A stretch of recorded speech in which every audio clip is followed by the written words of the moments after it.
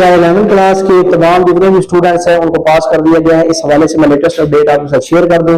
11वीं क्लास के जितने भी स्टूडेंट्स हैं उनके हवाले से ये बताया जा रहा है कि उनको पास कर दिया जाएगा। स्मार्ट सिलेबस में बहुत सारी गलतियां होने की वजह से बहुत सारे इश्यूज देखने को मिले हैं और ये बताया जा रहा है कि इन गलतियों में जो कोताहियां हुई हैं सिलेबस के अंदर, क्योंकि सिलेबस को जब स्मार्ट किया गया तो माहिरीन ने बहुत सारे तहफ़्फ़ुज़ात का इज़हार किया कि ये स्मार्ट सिलेबस जो है इसमें बहुत सारी गलतियां हैं, यानी कि बहुत सारी ऐसी मिस्टेक्स हैं जो नहीं होनी चाहिए थी, जिसके बाद मीडिया के ऊपर बहुत सारी अफवाहें इस वक्त मौजूद हैं कि इस साल सिर्फ एग्जाम लिए जाएंगे और आपको पास कर दिया जाएगा, चेकिंग जो है पेपर्स की नहीं की जाएगी। मैं आपको बताता चलूँ इस खबर में कोई सच्चाई नहीं है। आपने अच्छे तरीके से स्मार्ट सिलेबस के मुताबिक अपनी तैयारी करनी है।